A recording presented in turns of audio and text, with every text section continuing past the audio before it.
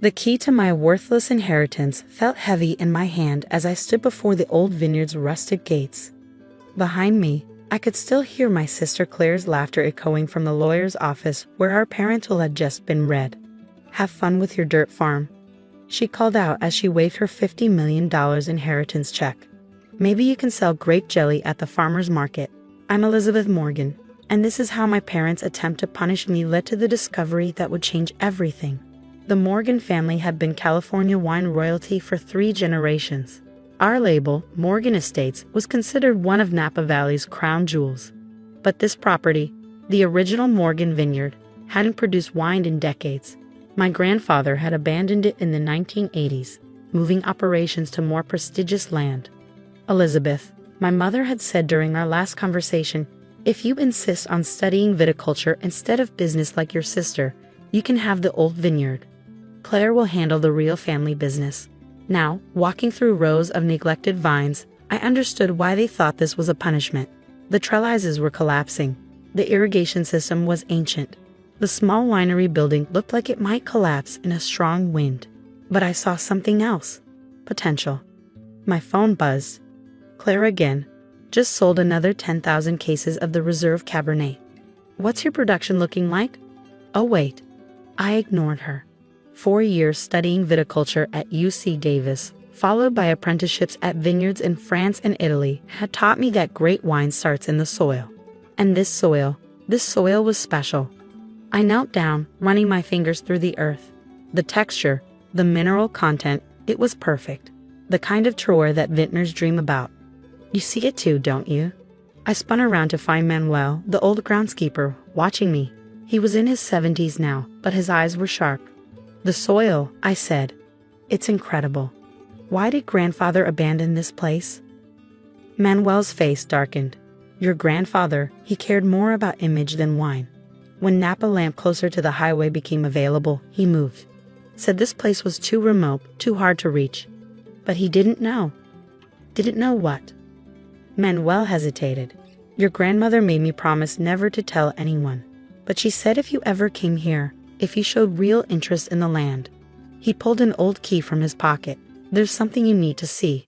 The key opened a door I hadn't noticed, half hidden behind overgrown vines. Stone steps led down into darkness. "The old cellar," Manuel explained. "But not just any cellar." We descended into cool darkness, our foam lights casting shadows.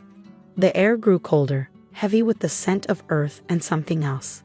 Something I'd spent years learning to recognize. Manuel stopped at the bottom of the stairs and switched on an ancient light switch. I gasped. Stretching before us were rows upon rows of wine racks. But not empty racks. They were filled with bottles. Hundreds of them. Thousands.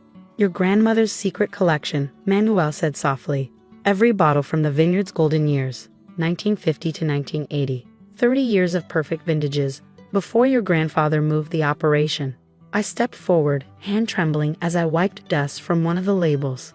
Morgan Vineyard 1962. Not Morgan Estates. This was before the rebranding. These were the original wines from when my great-grandfather first planted the vines. "The perfect combination," Manuel continued. "The soil, the elevation, the morning fog. Your grandmother knew this land produced something special. She didn't trust your grandfather with these bottles. Said someday someone would understand their true value." I carefully lifted one of the bottles, holding it up to the light. The color was still perfect, the fill level exactly right. If these wines had been properly stored all these years. My phone buzzed again. A message from James Chen, my old professor from UC Davis. "Heard about the inheritance. That vineyard has incredible potential. Call me. I know some investors who might be interested." I looked around the cellar again, my mind racing. These bottles alone could be worth millions to the right collectors. But more importantly, they proved what this land could produce. I turned to Manuel. "Did my parents know about this cellar?" He shook his head. "Your grandmother made me seal it up before she died. Said to wait for someone who cared about the wine, not just the money." I ran my hand along the dusty bottles, thinking of Claire in her designer office, selling mass-produced wine to distributors. She knew the business side, but she'd never gotten her hands dirty in a vineyard. Never learned what made wine truly special. My phone lit up with another taunting message from her. Settling into your new shack? Don't worry when you give up. I'll buy the land for storage space. I smile, thinking of the treasure trove surrounding me. Sometimes the best revenge isn't immediate. Sometimes it's letting people think they've won while you discover what they were too blind to see. Manuel, I said, I'm going to need your help. We have work to do. He grinned. I've been waiting 30 years to hear someone say that. I took one last look at the cellar before we climbed back up. Claire had gotten $50 million in cash and stock. But I had something better, a secret that would rock the wine world. And I was just getting started. The next 3 months were a blur of careful planning and meticulous documentation. Each bottle in the cellar had to be photographed, cataloged, and authenticated. My old professor, James Chen, connected me with the top wine authenticators in the country. This is unprecedented, the lead authenticator whispered, examining a 1955 bottle. Perfect storage conditions for over 60 years. Do you understand what these wines could be worth? I did. But the bottles weren't for sale, not yet. They were proof of what this land could produce, evidence that would help me rebuild something extraordinary. My phone buzzed constantly with messages from Claire. Board meeting today. Just approved a new mass production facility, selling more cases than ever. How's the grape farm? Dad would be so proud of how I'm growing his company. I let her gloat, let her think I was struggling with my worthless inheritance while she played corporate wine mogul. The truth would come soon enough. Then came the day that changed everything. The Wine Spectator's lead critic arrived to authenticate a 1962 bottle from the cellar. My God, he breathed after the first sip. This is history in a glass. The complexity, the balance, this vineyard produced this. I nodded, watching his reaction carefully. Every bottle in that cellar came from these vines, this soil. He took another sip, closing his eyes. I've been reviewing wines for 30 years. This is among the finest I've ever tasted. Would you be willing to put that in writing? The article hit like a bombshell. Lost wine treasure discovered. The greatest California wines you've never heard of. The story detailed the hidden cellar, the perfect storage conditions, and most importantly, the exceptional quality of the wines. Expert after expert confirmed. These weren't just good wines. They were potentially the greatest California wines ever produced. My phone nearly exploded. Wine collectors, investors, and journalists all wanted access to the legendary lost vintages. But the most satisfying call came from Claire. What the hell is this? She demanded. The board is going crazy. Why didn't you tell us about the cellar? Why would I? I asked calmly. You got the millions, remember? I just got the worthless dirt farm. The next week, I organized a private tasting for the world's top wine critics and collectors. Each bottle opened from the cellar confirmed what I already knew. This land had produced liquid gold. One collector pulled me aside. Name your price. For the cellar, for the land, for everything. I smiled. It's not for sale.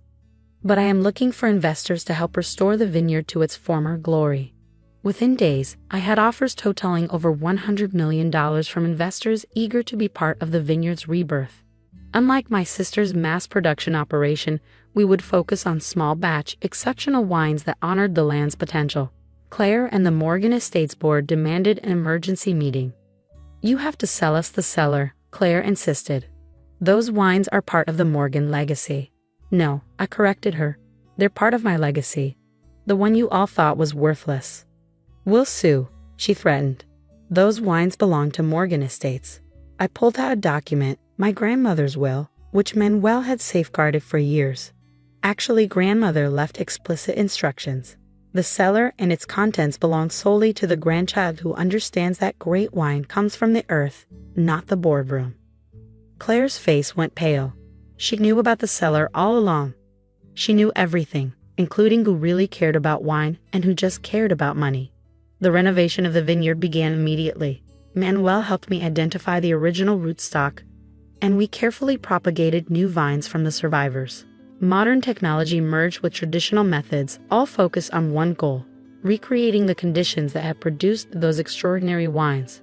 1 year later, I stood in my new tasting room, a beautiful space that showcased both the historic bottles and our new vintages. The original Morgan Vineyard label had been reborn, with a waiting list of collectors and connoisseurs eager to secure allocations. Morgan Estates mass-market wines were still selling well in supermarkets, but serious wine lovers now spoke of them dismissively. Not like the original Vineyard, they'd say. Not since Elizabeth Morgan restored it. Claire called one last time. Daddy always said I was the smart one, she said, her voice bitter. That I understood business while you were playing in the dirt. Dad was wrong about a lot of things, I replied, including what makes truly great wine. I hung up and walked out to my vineyard. The evening fog was rolling in, that same magical fog that had helped create those legendary vintages. Manuel stood among the vines, checking the grapes with the care of someone who understood that greatness starts in the soil. Your grandmother would be proud, he said. She always said the land would choose its true heir. I touched one of the grape clusters gently. Our first vintage since the renovation would be ready for harvest soon. Early samples suggested it would be exceptional. My phone buzzed with a text from a famous wine critic. Just heard Morgan Estates is up for sale. Claire stepping down as CEO. Any interest in buying your sister's company? I laughed, thinking of Claire's taunts about my worthless inheritance. The original vineyard was now worth more than Morgan Estates' entire operation, and our wines commanded prices that made Claire's mass-market bottles look like juice boxes. No, I typed back. I already have everything I need. Sometimes the best revenge isn't proving people wrong. It's proving yourself right, and sometimes the greatest treasures are the ones that others are too blind to see. I looked out over my vineyard as the sun set, thinking of my grandmother's wisdom in waiting for someone who understood that true value isn't just about money. It's about respecting what the land can give you, if you just take the time to listen. The fog rolled in, wrapping around the vines like a blessing. Tomorrow, we continue the work of making this place great again. But for now, I just stood there, holding a glass of the 1962 vintage, toasting the grandmother who knew that some inheritances are worth more than money, and some dirt farms are worth more than millions.